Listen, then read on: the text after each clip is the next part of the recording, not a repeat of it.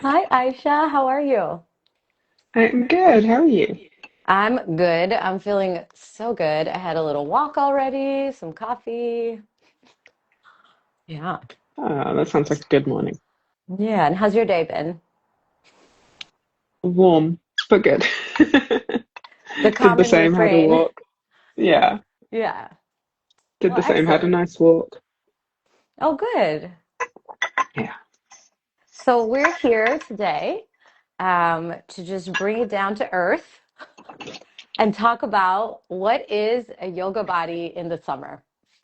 So I think that's the big question. And then we're going to talk about how we arrived at that conclusion, at these observations. So I guess that's the big question. What and how would you define a summer yoga body? I I would say exactly the same, but in summer as it would be in winter. Yeah. Perhaps dressed a little more seasonally. Yeah. Um, Perhaps doing a little bit less of a physical practice. Just because it might be very warm where you are. Yeah, that's pretty much it. Yeah. I know we were talking about this and we talked about like the difference between winter and summer. So I'll do Mm, something in winter. I'll give an example of something in the winter and you tell me what comes up for you in terms of summer. Okay? yeah. Okay, hot chocolate. Over here, people have just started doing frozen hot chocolate, but also milkshakes. Okay, milkshakes. Okay, Yeah. roasted vegetables. Salads. Lots and lots of salads. Yep. Uh, mulled wine. I guess we'd have iced tea. Iced tea isn't really a British thing, but I know it's a thing in America a lot, and my mom used to do it a lot over here as well. Isn't tea like very British? It is, but not iced tea. Yeah. It's normal, I guess hot temperature tea is more of the thing here. Okay, so I recently just learned about English breakfast. Yes. It's because you told me, right? Yeah, yeah. So do you want to share what the meaning of English breakfast is? It's like a huge meal that just has absolutely everything in it. You have like hash browns and sausages, and some people have bacon in it, and it's enough food to like supply you with food for the whole day. It's quite large. It's good. Okay, this is hilarious because I was talking about English breakfast tea. Mm. And I think my friend, so it must not have been you, but my friend told me English breakfast tea was because the queen at the time wanted tea from all of her colonies, and she put that together Oh, and called okay. it English breakfast. Oh, that's interesting. Yeah, and That so, would have been tea from so many places. hmm I Yeah. mean, depending on where the tea is actually cultivated from, right? Because Mm. English colonized over 65 current countries. So Yeah. I don't think everyone grows tea, but yeah. Yeah. Yeah. I think nowadays probably it's a mixture of Assam and Darjeeling. Yep. RTs. Um, I like this idea about like summer yoga body, and you're across the pond in the Mm. UK, and I'm over here on the West Coast in California. And this idea that summer doesn't feel the same wherever you are in the world, depending on where you are in the world, Yeah. right? And that's kind of what we're saying about a summer yoga body. Like, there's no definitive one way to be. Yeah. That's We exactly it. we want to be inclusive and we want to rewrite the narrative. And in terms of the narrative, we're kind of pointing out these big offenders, right? We're pointing out like racism, body shaming, diet culture, this idea of thin is healthy. Mm. that's being supported even more by the use of GLP-1s. Yeah. So I would love to hear about your experience with these areas and how it's like impacted your understanding, offering, and practice of yoga, and then what we can expect in our community hour, which will be a deeper dive into this conversation, and then what we can expect in our practice that is set up like a workshop. I know I Yeah. just experienced a rest focused workshop to kind of undo some of the harm of these like systemic oppressions that we've been socialized to believe are standards of beauty and health. So I'd love to hear little bits of your story and how it relates. So let's just go piece by piece. Is there any one of those areas that jumps out to you as a starter? Um, I guess diet culture. Let's start with that one. Yeah. So the thing I'd love to know is when did you first start noticing that diet or adjusting your intake of food um, was not actually prioritizing your health and wellness?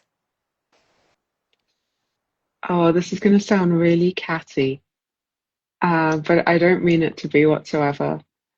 Um, it was when I noticed when I worked in a yoga studio and I worked in a yoga space, and this might be the first time I noticed it. This I may have noticed it before, but this is the time that I like really put it together. And it was when I learned that some of the yoga teachers I worked with smoked, as in smoked cigarettes. And they were all so incredibly tiny Mm, in the way of that yoga teacher stereotype. And then I learned that they smoked, and I was really confused because I've grown up in the 90s where smoking is like the very worst thing you can do to your body. And it really confused me because it was like, okay, so it can't just be about health, like body size can't just be about health because otherwise you wouldn't be doing something so damaging to your body. And mm, maybe I'd witnessed other spots before that had made me think like I've known people around me abusing laxatives and doing other things that are not health related. Sorry, that, yeah, they're not health related. They're not about impacting your health in a good way, but they would do it to stay a certain size. And, but this one here, where they were doing something that is to me so antithetical to yoga mhm, and to taking care of yourself, mhm, that it really made me think a lot as to mhm. what health is, what thinness is. Yeah. I appreciate you saying that because there is a cognitive dissonance when we start to understand that health and wellness intersects with beauty standards in such a way that that Venn diagram creates the gray area. Totally, right? Like skinny, healthy. And then that Yeah. middle thing is like everything you do to stay, like in Yeah. that space. But when Yeah. we look over at skinny, it's like smoking can sit over here. And you're like, but I thought that these were two overlapping circles, but they're actually Yeah. not, right? Yeah. Yeah. They're actually not. And how did that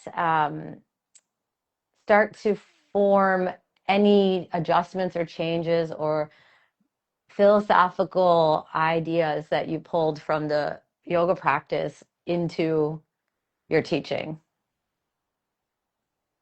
Um, One of my favorite ones is Sthira Sukham Asanam. Hmm. Let your seat be easy and comfortable. And it the the realizing the disconnect between health and skinniness or thinness made me look a lot more into the behaviors that people have and the behaviors that people take to stay a certain size or to be a certain size. And it also made me look at the social determinants of health, Hmm. which are wide and varied. And your genetics has a lot more to do with your body size than anybody ever tells you. But also, so does the environment that you live in.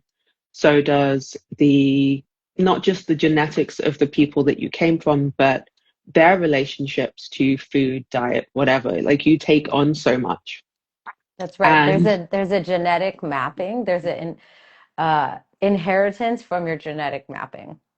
yeah, exactly. And so much also about not just where you live, as in like other parks around you, but here in the UK, like there are real health disparities. This is a really long way of me coming back around to the answer, but I will get there. Um, there's like health disparities here in the UK of like people who live in poorer areas, and like they'll have 20 years less of living in good health compared to people who live in the more privileged areas. And all of that wrapped up, and especially the behaviors that people have to keep themselves looking a certain way, made me really made me really look at that philosophy of let your seat be easy and comfortable, because that can apply on the mat but also off the mat. How are you easeful? How are you comfortable? Mm. And if you're striving so hard that you are harming yourself and doing more harmful behaviors to stay a certain size, then it that doesn't apply. No part of you is easy or comfortable. Mm. I am starting to understand that there's a guiding, like the guiding sutra here. Yeah, Yeah, I love that. One thing that always shows up for me when I sit with the sutras is right away within the first 15 sutras, we start to get introduced to the practice, the point of the practice, the obstacles of the practice. And the obstacles are numerous and many, and they're internal and they can be external, but they're always connected back to internal processing. So we yeah, only see external occurrences as obstacles because of the way we understand them within yeah, ourselves. And so for me, the reminder there from the sutras is that there will always be obstacles. It is your journey, work, and comprehension of these obstacles to understand their impermanence, their impractical nature towards the and in goal of that yoga. Say it and again. in that same way, we can remember that health or good health is also impermanent. Not all of us will have it, and not all Right. of us will have it for the rest of our lives. That's right. And if we can understand that, if we can understand how little is in our control and how little is in our control, then we come back to the teachings of vairagya and abhyasa, right? Yeah, Dispassion and consistent, steadfast practice. And what are we practicing then steadily? We're practicing not rejecting and not attaching. So yeah, finding neutrality, devotion to the task at hand, devotion to the present moment, complete absorption in the action that we're in the moment, and really being within and immersed in our sadhana. yeah, Yeah, that's such a stark moment to be in a yoga studio and then I remember being in a yoga studio and easily falling into that blissful state, right? That yeah, really blissful present material state, I should say. So it's like I am still really physically here, but I'm just so happy to be where I am because of what I've worked through and worked Mm. on in the previous moments. And then to hear these messages that pull you right out of acceptance, pull you right out of neutrality, and pull you back Yeah. into conflict, right? Conflict of your Yeah. own self within self. And that's so harsh because it reduces the lasting power of the impact then of the practice we just went through It because we're really does. yanked out of it. Hmm. So that's a really interesting, stark example. If anyone on has an example of the first time that they experienced this dissonance within the yoga practice and like diet culture, body shaming, racism, I think that would be really interesting to hear. And it's something we're going to dive more into in community hour as well. Um, do you have then an example of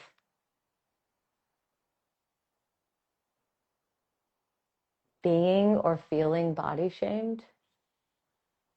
Oh, plenty of times. Um, even so, my body has been up and down in sizes, and this has been through the whole of my yoga career. Um, and I remember this was a studio that I was covering at. And keep in mind, my training has been in vinyasa. Before I ever started learning mindful yoga or restorative yoga or any of the things, my original first 200 hours was vinyasa, and I loved the practice. And I went to a place and I taught, and as I'm coming in, people are looking at me like, "Who is this person? Like, why are you there?" And I go straight to the front, as I always do, set myself up, and everybody in the class was and it was very everyone looked the same and they looked nothing like me, and you could just see the penny drop that I was their teacher. And then I taught the class. It was a hard vinyasa. I always focus on adding strength in because I come from a strength-based background. I do a lot of weightlifting, so I always add in like extra little push-ups, extra little cheeky bits of you know, the things that maybe a yoga practice sometimes doesn't bring in, I like to add in those bits and get those muscles to work as well. And afterwards, the manager of the studio called me and was like, "You can't be teaching vinyasa here anymore. You can only cover the restorative and the mindful and the slower practices." And I was like, "I'm sorry, what?" And she was like, "No, you can't do this anymore. You can't teach vinyasa." And I'm like, but why? Right. And there was no reason. There was no complaint. There was no reason. And it made me feel really weirded out and really suspicious as to was it was it my size that made because I demoed 90% of the class. Like I could do absolutely everything that I was teaching everybody. So where was the disconnect there? And I feel very much at that time it was because I didn't fit the trope of what people expected vinyasa yoga teacher to be looking like. Okay. Okay. Wow. That's really upsetting. Also, nobody on that staff, teaching staff, had any like body diversity within the vinyasa range. No, no, no, Okay. not at Well, all. thin doesn't even mean strong, you know? It's like so obvious and so disappointing. Yeah. I'll share one before we kind of move towards the end of the convo that I was at the tea station at one of the studios I taught at, and a South Asian woman, a South Asian student came up to me and was like very friendly, and I'm very friendly back, so excited that they're there taking class with me. And they said, "That was such a great class. It's been so long." I said, "Oh, I'm so glad you experienced that. Thank you for coming." And they said, "Do you know about like how many calories I burned? Because like I just want to make sure I hit my goal. And like this is a good way to burn calories, right?" I was like, "Oh, kind of hurt my heart because Mhm. that mindset is not just like a colonial mindset. It's like a capitalist mindset now, which is like doing whatever you need to do to fit into the seen fit into the body image that's purported as healthy, beautiful, fit, and just steering so far away from source culture. That is Mm. to say, like, being South Asian does not represent thinness. Like, it represents fluidity and movement and like being close to the ground when you're cooking and eating and like very mobile, and it has nothing to do with like minimizing carbs. You know what I'm saying? Like, whatever. And I know that we're predisposed, South Asian people are predisposed to high cholesterol, right? And heart disease. And because Mm. of that, our exercise and movement standards have been researched against a white European body versus a South Asian body. And whereas the recommendation of exercise is moderate intensity, about 180, I believe, minutes a week for like a white European body, it's 230 or 255 minutes for a South Asian person per week. That really ups the standard for us. And it's not as well known as it needs to be. And No. that's what we need to be talking about. Like, how do we create standards of health that also incorporate movement and like joyful living Yeah. into our life? So I It's think that's a great place to talk about what we can expect in the next two parts of this series. So this is like our kickoff to a three-part series. This is part one, where we're just having this casual convo that is actually quite deep about life experiences, teaching philosophy, and how we parlay that into the work that we do. So we build community, which is going to show up in our community hour. And then we continue to build community through our practices and embodiment, which is going to show up in our workshop. So, what can we expect from those two next parts? so the workshop will definitely be looking a little bit more with our experiences and what we bring into every moment because of our experiences and the the things that we can drop away and also the things that we can add. As you spoke about the exercise recommendations for our bodies changing on our cultures, it is also those things that we can add more than the things that we can take away.